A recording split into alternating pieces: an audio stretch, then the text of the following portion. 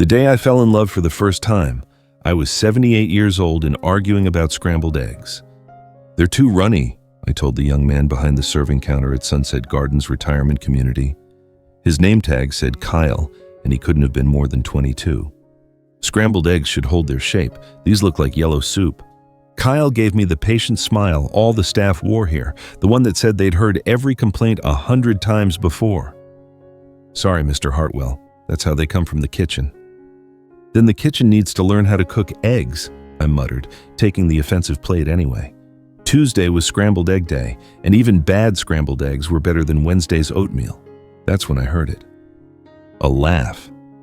It wasn't the polite tittering of the other residents or the forced cheerfulness of the staff.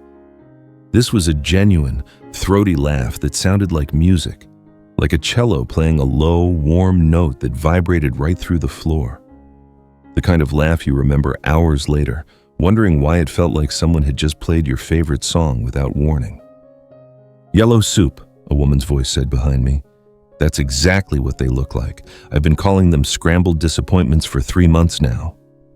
I turned around and nearly dropped my tray. The woman standing there had silver hair pinned up in an elegant twist and eyes the color of October sky. She was wearing a purple cardigan over a floral dress, and she was smiling at me like we were sharing the world's best secret. "Theodore Hartwell," I said, managing to free one hand to offer it to her. "But everyone calls me Theo." "Vivian Moreau," she replied, shaking my hand with a grip firmer than most people half her age. "I moved in 3 months ago, room 247. "Room 163, I said. "Been here 2 years. And you're still optimistic about the eggs?" "Eternal hope," I said. "Triumph of optimism over experience." She laughed again, and something in my chest did a peculiar little flip. At 78, I didn't think my chest was capable of flips anymore. We ended up sitting together, not by design, but because the dining room at Sunset Gardens had an unspoken seating chart that rivaled the complexity of a royal wedding. The bridge players sat near the windows. The knitting circle commandeered the corner by the fireplace. The television watchers clustered near the big screen that was perpetually tuned to the news. And then there were the floaters, those of us who didn't quite fit into any particular group. I'd been a floater for 2 years, ever since my daughter Patricia had moved me here after I'd left the stove on one too many times. Not that I'd minded the move exactly. My house had felt too big after Miriam died, full of echoes and empty spaces where she used to be. At least here, the loneliness was communal. Vivian, I learned over those disappointing eggs, was a fellow floater. "I tried the bridge club," she said, delicately attempting to eat the egg soup with a fork. "But they've been playing together for 15 years and have their own system of signals that might as well be Morse code. And the knitting circle, well, I never learned. My hands were always too busy with other things." "What kind of things?" I asked. "I was a piano teacher," she said. 45 years of scales and recitals and convincing children that yes, they really did need to practice." "You must have loved it," I said, "to do it for so long." She tilted her head, considering. "I did. Even the kids who played chopsticks like they were attacking the keys. There's something magical about watching someone discover they can make music." "Do you still play?" Her face clouded slightly. "There's a piano in the recreation room, but it's complicated." Before I could ask what she meant, Harold Pinkerton wheeled up to our table. Harold had been here longer than anyone, and he'd appointed himself the unofficial mayor of Sunset Gardens. "Vivian," he said, ignoring me entirely. "We need a fourth for bridge. Mildred's visiting her grandson." "I'm afraid I'm not very good at bridge," Vivian said politely. "Nonsense. You'll pick it up. Better than sitting here with—" He glanced at me dismissively. "Well, the game starts at 10. He wheeled away without waiting for an answer, clearly assuming compliance. "Friendly fellow?" I said. "He means well," Vivian said, but she was smiling. "I think he's sweet on me. He keeps finding reasons to knock on my door. Yesterday he brought me a begonia from the garden and told me it reminded him of my eyes." "Your eyes are blue," I pointed out. "Begonias are red." I didn't have the heart to tell him. We sat in comfortable silence for a moment, picking at our eggs. The dining room hummed with the sounds of senior living. The clink of silverware, the hum of hearing aids, someone complaining loudly about their medication schedule. "So," Vivian said finally, "what did you do? Before here, I mean." "High school history teacher," I said. 37 years of trying to convince teenagers that the past mattered. "Did you convince them?" "A few. The ones who were going to care anyway. The rest memorized dates for tests and forgot them 5 minutes later." "Sounds like piano lessons," she said. "The ones with the spark found it no matter what. The others, well, at least they learned discipline." "Is that enough? Teaching discipline?" She considered this. "Sometimes it's all we can do. Give them the tools and hope they'll find a reason to use them later." After breakfast, I walked her back to her room. Or rather, we walked in the same direction since the elevator was that way. The hallways at Sunset Gardens were painted in what someone had decided were soothing colors.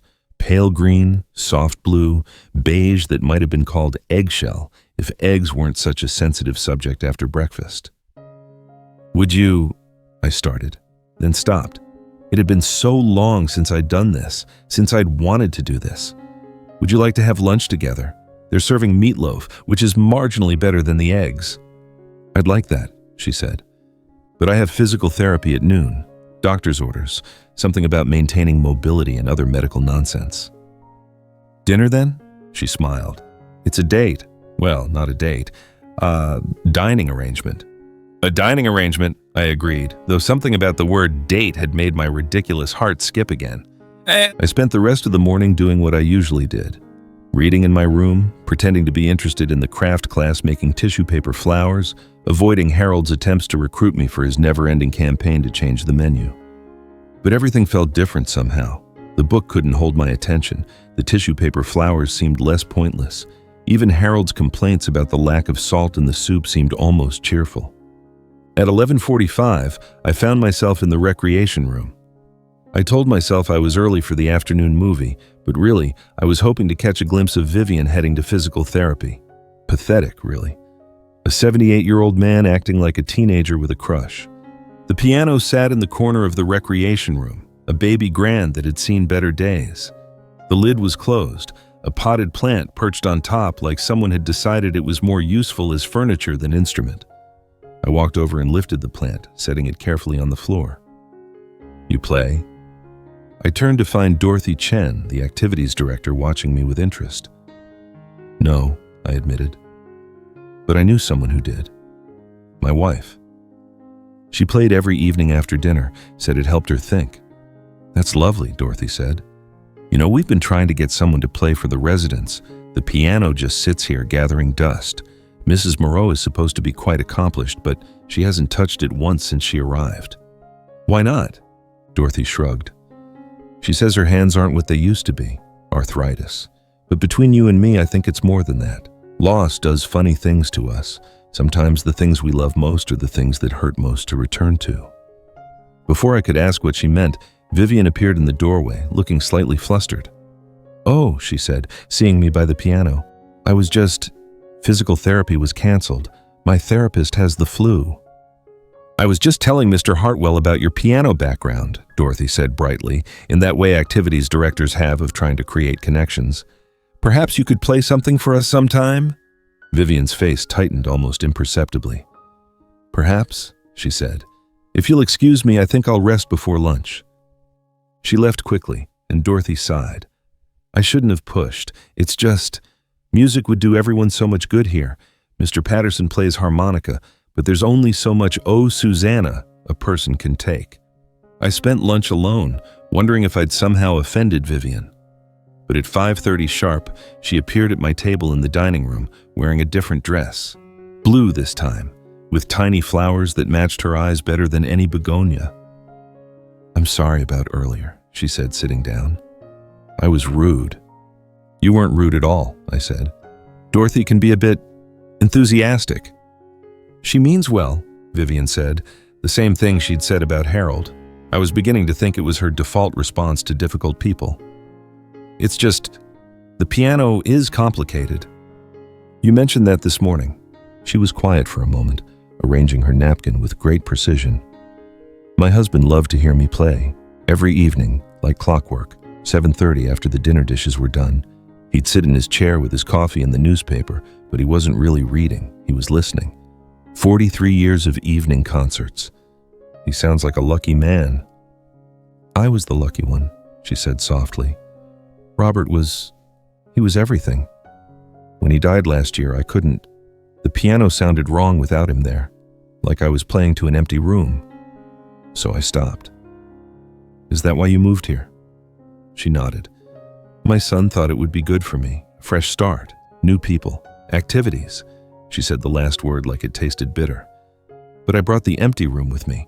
It's portable, as it turns out. I understood. God, how I understood. Her words gave a name to the hollow feeling I'd carried around my old house, the one that finally pushed me here. My wife died 3 years ago, I said. Miriam, 51 years together. I still set 2 coffee cups out some mornings. Muscle memory. The habits are the hardest part, she agreed. All those little rituals you don't realize are rituals until there's no one to complete them with. We ate our meatloaf in companionable silence after that. It was better than the eggs, but not by much. Someone at the next table was celebrating a birthday, 93 from what I could hear. The staff brought out a cake with sugar-free frosting and candles that probably violated several fire codes. We sang Happy Birthday because that's what you did at Sunset Gardens. You sang and clapped and pretended that 93 candles were a triumph rather than a reminder. Want to know a secret? Vivian said quietly as the birthday celebration continued. I hate birthdays now. Each one feels like a betrayal, like I'm moving further away from the life I had. I know, I said. My birthday's next month, 79. Patricia's already planning something. I've tried to tell her I'd rather just let it pass, but they need to celebrate, Vivian finished. It makes them feel better about all of this. She gestured vaguely at the dining room, the walkers and wheelchairs, the bibs some residents wore, the careful way everyone cut their food into small, manageable pieces. After dinner, I walked her back to her room again. This was becoming a pattern already, and we both knew it. Same time tomorrow? I asked at her door. For yellow soup and disappointment? And meatloaf that's mostly mystery. She smiled. It's a date. I mean, a dining arrangement. Actually, I said, surprising myself, my voice steadier than my heart felt. Let's call it what it is. A date. There. I'd said it. The word hung in the air like a note waiting to be resolved. She looked at me for a long moment, and I wondered if I'd overstepped. Her hand was still resting on the doorknob. I watched her fingers slowly uncurl, relaxing their grip. But then she smiled, a real smile that reached her eyes. All right then, a date. Over the next few weeks, our dates became the highlight of my days. Breakfast, lunch, and dinner, unless one of us had a medical appointment or a visit from family. We developed our own table by the window overlooking the garden, and the other residents began to treat it as ours. Even Harold stopped trying to recruit Vivian for bridge. We talked about everything and nothing, our childhoods, hers in Montreal, mine in rural Illinois, our children, her 2 boys, my Patricia, our careers, our travels, our disappointments and small triumphs. But we also talked about the present, the peculiarities of Sunset Gardens, the personalities of other residents, the small dramas that felt large when your world had shrunk to a few hallways and common rooms. There's a romance brewing between Margaret in 203 and that new gentleman in 180, Vivian informed me one morning over French toast that was neither French nor toast-like. Robert Greenwood, but he's 91. And Margaret's 89. Apparently they've been holding hands during movie afternoons. Scandalous, I said, and we both laughed. But it was scandalous, in a way. Not the hand-holding, but the courage of it. To reach for connection at that age, when you'd already lost so much, when time was clearly not on your side. It seemed simultaneously brave and foolish. Do you think they're crazy? Vivian asked, as if reading my thoughts. Maybe, I said. But maybe crazy isn't the worst thing to be.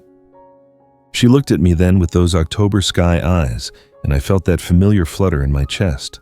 It was getting stronger, that flutter, more insistent. Theo, she said carefully, what are we doing? Having breakfast? You know what I mean. I did know. We'd been dancing around it for weeks, this thing growing between us. It wasn't friendship, though we were certainly friends. It was something more complicated and wonderful and terrifying. I don't know, I admitted. I didn't expect... I'm 78 years old, Vivian. I thought that part of my life was over. I'm 75, she said. I know what you mean, but then I see you at breakfast and my day feels... possible. Is that ridiculous? If it is, we're both ridiculous. She reached across the table and took my hand. Her fingers were warm, slightly bent from arthritis, but still elegant. Piano teacher hands. I haven't felt this way since Robert, she said quietly. I didn't think I could feel this way again. I'm not sure I want to. Why not? Because it hurts so much to lose him, and at our age, how much time could we possibly have? I squeezed her hand gently. More than we'll have if we spend it afraid. She was quiet for a long moment. Then, you're right. Of course you're right. It's just... scary? Terrifying. Good, I said. Means we're still alive enough to be terrified. That afternoon, I did something I hadn't done in 2 years at Sunset Gardens.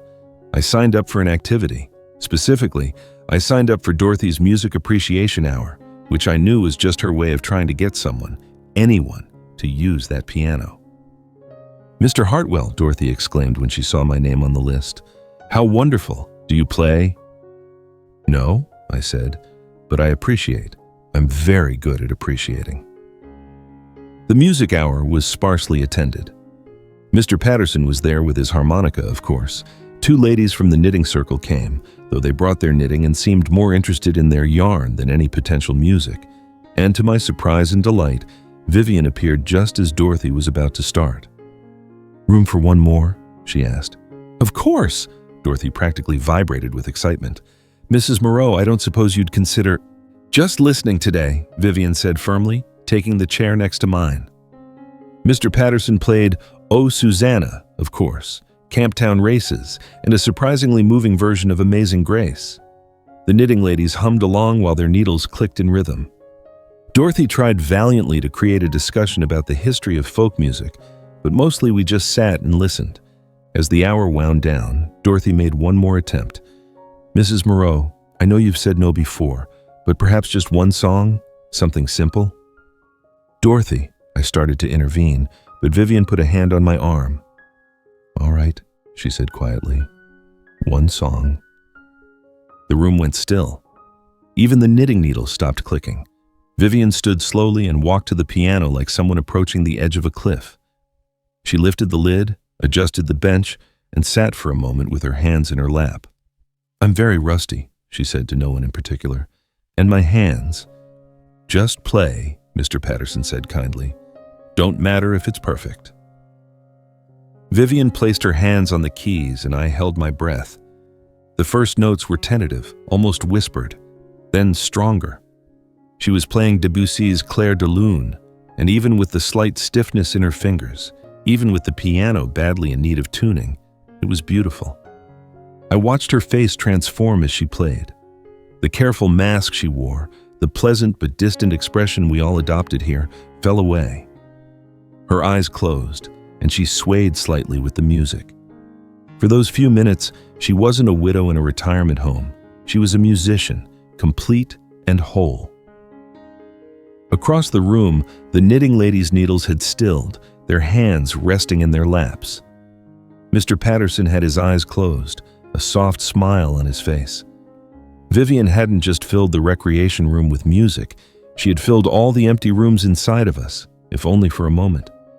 When she finished, the silence was profound. Then Mr. Patterson started clapping, and we all joined in. Vivian's eyes were wet when she opened them. Thank you, Dorothy whispered. Thank you. Vivian stood quickly, almost knocking over the bench. I need to... Excuse me.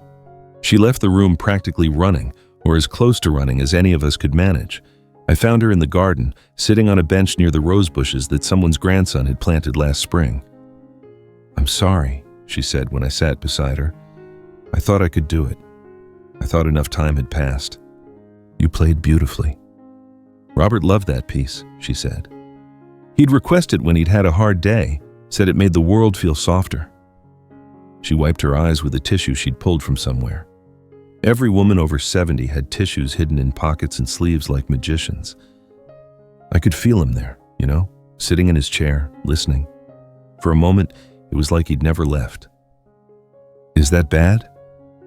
She considered this. I don't know. It hurt, but it also felt good. Like visiting a place you loved but can't live anymore. Beautiful and painful at the same time. Would you play again? I don't know, maybe, with the right audience. She looked at me then, really looked at me. Would you listen? If I played? Every evening if you'd let me. 7:30? Whatever time you want. She was quiet for a moment, then leaned her head against my shoulder. It was the first time we'd been this close, and she smelled like lavender soap and something indefinable that was just Vivian. I'm falling in love with you, she said quietly. I didn't mean to. I didn't want to. But here we are. Here we are, I agreed. I'm falling too, if it helps. At our age, she said with a slight laugh, what will people think? That we're brave or foolish or both? I vote for both. We sat in the garden until dinner, watching the shadows grow long and the automatic sprinklers turn on, forcing us to move to a different bench. It wasn't romantic in the traditional sense. Two elderly people with creaking joints and thinning hair sitting in the garden of a retirement home. But it was romantic to us, and that's all that mattered. At dinner, Harold Pinkerton stopped by our table. Heard you played piano today, he said to Vivian. About time. This place needs more culture. Thank you, Harold, Vivian said. He turned to me. You taking care of her, Hartwell? I'm trying to. Good. She deserves someone who appreciates her.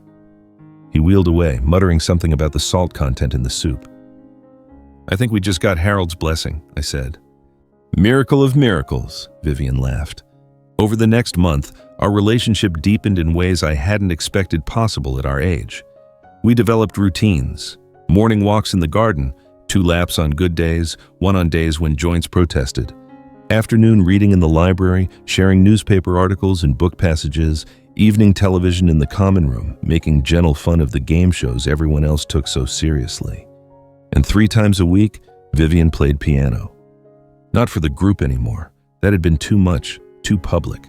Instead, she played in the evenings when the recreation room was mostly empty, and I sat in a chair I'd claimed as mine, listening. She worked her way through her repertoire, Chopin, Bach, Mozart, and always ending with Debussy. Sometimes her fingers stumbled and she'd curse quietly in French. Sometimes the arthritis was too bad and we'd just sit together by the silent piano, and that was fine too. I called my son yesterday, she told me one evening after a particularly good session. Her hands had cooperated and she'd played a Mozart sonata from memory. Told him about you. What did he say? He was quiet for a long time. Then he said, Mom, are you happy? And I said, yes. And he said, then I'm happy too. That's good. I want to meet Patricia, she said, if you're comfortable with that. Patricia visited every Sunday, bringing groceries I didn't need and gossip from a life that felt increasingly foreign to me. I'd mentioned Vivian, of course, but carefully, casually. A friend who I ate meals with. I'd like that, I said. Fair warning, she can be a bit protective. All children are when they see their parents moving on. It's love mixed with fear mixed with guilt. I know the recipe. That Sunday, I asked Patricia to come a bit early. There's someone I'd like you to meet, I said on the phone, trying to sound casual. Oh? Her voice sharpened with interest. Someone special? Yes, I said simply. Very special. Patricia arrived with her usual whirlwind energy, carrying bags of sugar-free cookies and complaints about traffic. She was 47, divorced, with 2 teenagers who visited occasionally but found the retirement home depressing. I couldn't blame them. At their age, I'd found it depressing too. So, she said, unpacking the cookies I wouldn't eat, who's this someone? Her name is Vivian. We've been seeing each other. Patricia's hand stilled. Seeing each other? Dad, you're 78. 79 next month, actually, and she's 75. We're aware of our ages. I didn't mean, She sat down heavily. How long has this been going on? About 2 months? 2 months? And you're just telling me now? I wanted to be sure it was something before I said anything. And is it something? I love her, Patricia. The words hung in the air between us. I hadn't said them out loud before, not even to Vivian, though I think she knew.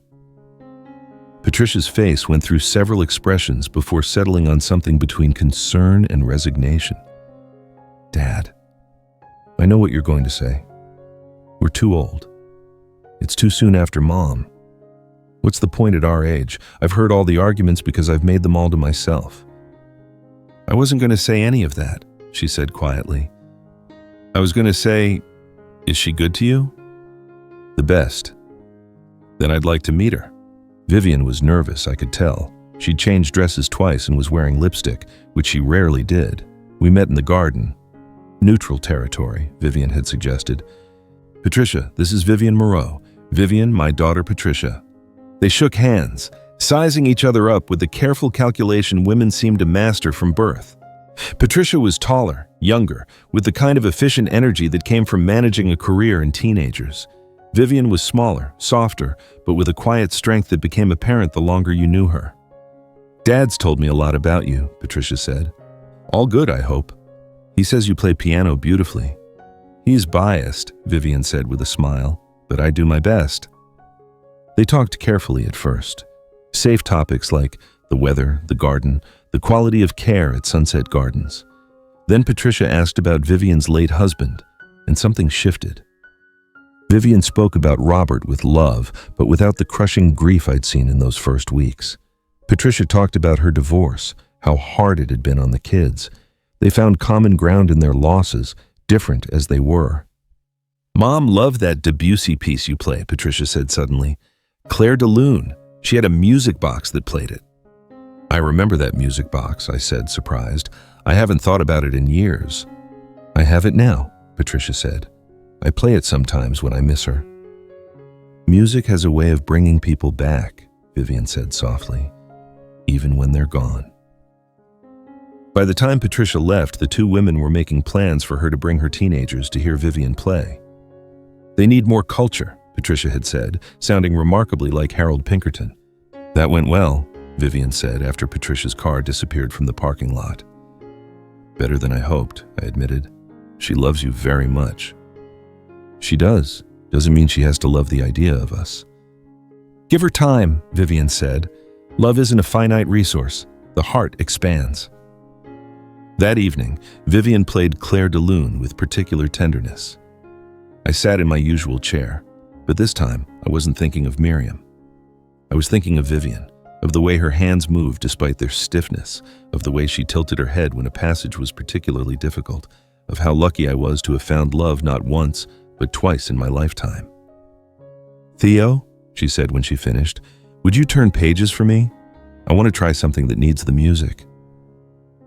I stood behind her as she arranged a book of Gershwin on the stand. She started to play Someone to Watch Over Me, and I carefully turned the pages when she nodded.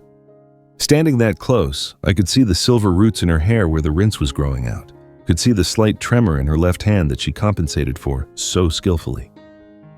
There, she said when she finished. Now you're not just my audience, you're my assistant. I like being useful. You're more than useful, she said, turning on the bench to face me. You're essential. We kissed then, for the first time. It was gentle, tentative, the kiss of people who knew how precious and fragile such moments were. When we pulled apart, we were both a little breathless. My goodness, Vivian said. Indeed, I agreed, at our age. Especially at our age. We were married 3 months later in the Sunset Gardens chapel. If someone had told me 3 years ago that I'd be walking down the aisle at 81 in a community room decorated with crepe paper roses, I'd have laughed until my dentures fell out. But here I was, and it felt more right than anything had in years. Nothing fancy, just Patricia and her teenagers, Vivian's sons, who'd flown in from Seattle and Boston, a handful of residents, and Dorothy Chen, who cried through the entire ceremony. Harold Pinkerton served as my best man, which surprised everyone, including Harold. But he'd cornered me one day and gruffly offered, saying someone needed to make sure I didn't mess things up. Mr. Patterson played Here Comes the Bride on his harmonica, which was both touching and slightly comic. Vivian wore a blue dress that matched her eyes and a corsage of white roses from the garden.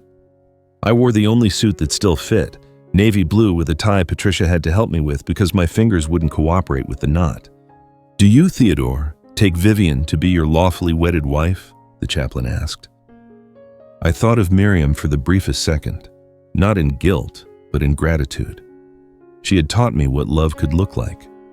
Vivian was teaching me what it could still be. "I do," I said, meaning it more than I'd meant anything in years. "Do you, Vivian, take Theodore to be your lawfully wedded husband?"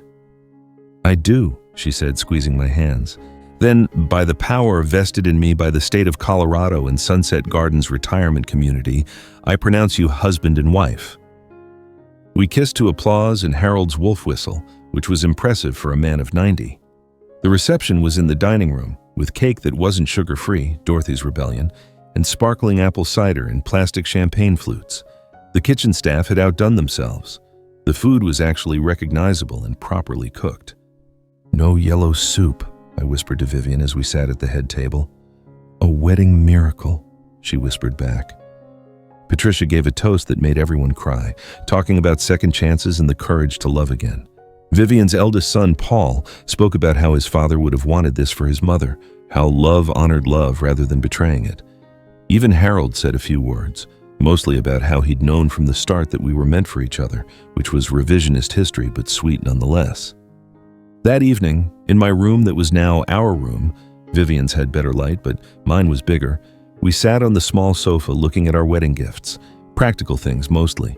A new electric blanket, non-slip bath mats, a digital clock with large numbers, but also beautiful things. A crystal vase from the knitting circle, a photo album from Dorothy, a framed sheet of music. Claire de Lune, of course, from Mr. Patterson. "Not bad for a couple of old folks," Vivian said, leaning against my shoulder.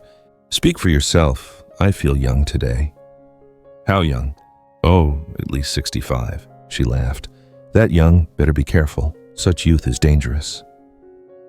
We were quiet for a moment, listening to the sounds of Sunset Gardens settling for the night, televisions being turned off, doors closing, the night staff beginning their rounds. "Theo," Vivian said, "do you think they're right? The people who think we're foolish for doing this at our age?" "Maybe," I said. "But I'd rather be a fool with you than wise alone." "Romantic fool," she said fondly. "Practical romantic," I corrected. I made sure all our medical powers of attorney were updated before the ceremony. She laughed again. "My practical romantic fool. I like the sound of that. Your practical romantic fool who loves you. And I love you, however much time we have." "However much time," I agreed. It's been 2 years since that wedding, 2 years of shared meals and morning walks, of piano concerts in the evening and pills sorted together in the morning. 2 years of love deeper for being unexpected, sweeter for being chosen with full knowledge of what loss meant. Vivian's arthritis is worse now. There are days when she can't play at all, when her hands refuse to cooperate despite her will. On those days, I put on recordings of the pieces she loves, and we sit together listening, her head on my shoulder, my arm around her. My memory isn't what it was. Sometimes I forget words, forget names, forget what day it is, but I never forget the important things. I never forget that Vivian likes her coffee with 1 sugar and just a splash of cream. I never forget that she tears up during the 3rd movement of Moonlight Sonata. I never forget to tell her I love her every morning and every night. "We're like that piano," Vivian said yesterday, looking at the baby grand that's even more out of tune than when she started playing it. A bit worn, not quite in tune, but still making music. "Beautiful music," I said. "Beautiful enough," she agreed. "Tomorrow is our anniversary. 2 years. Dorothy is planning something. I can tell by the way she keeps whispering with the kitchen staff. There will be cake, and probably Mr. Patterson's harmonica, and definitely tears, the good kind of tears. But tonight, it's just us." Vivian is at the piano, playing a simple melody. Someone to watch over me. Her hands are stiff, and she misses a few notes, but it doesn't matter. I turn the pages for her, and we're making music together. At 81 and 77, We're still beginners at this love thing, still learning, still choosing each other every day. Play Claire de Lune, I request when she finishes. Always Claire de Lune, she says, but she's smiling. Always, I agree. She begins to play, and the notes fill our small corner of the world. Outside, the sun is setting over the mountains, painting the sky in shades of pink and gold. Inside, in the recreation room of a retirement home in Denver, an elderly woman plays Debussy for her elderly husband, and life is beautiful. Not perfect, but beautiful. The last note fades, and Vivian turns to me. Happy? The happiest, I say. Even with yellow soup for breakfast? Even with yellow soup. She stands, a bit unsteadily, and I offer her my arm. We walk slowly back to our room, past the medicine cart making its evening rounds, past the television room where Jeopardy is just starting, past all the small dramas and quiet triumphs of this place where we found each other. Theo? Vivian says as we reach our door. Thank you. For what? For being brave enough to fall in love with me. At our age, it would have been so easy to just be friends, to play it safe. Safe is overrated, I say. Besides, you started it. You laughed at my egg joke. Best laugh of my life, she says. Mine too, I agree. Mine too. We go inside, the door clicking softly behind us, shutting out the squeak of the medicine cart's wheels. Tomorrow, there will be more yellow soup, more arthritis, more forgetting. But there will also be more music, more laughter, and more of this precious, improbable love we've found in the last chapters of our lives. And that's enough, more than enough. It's everything.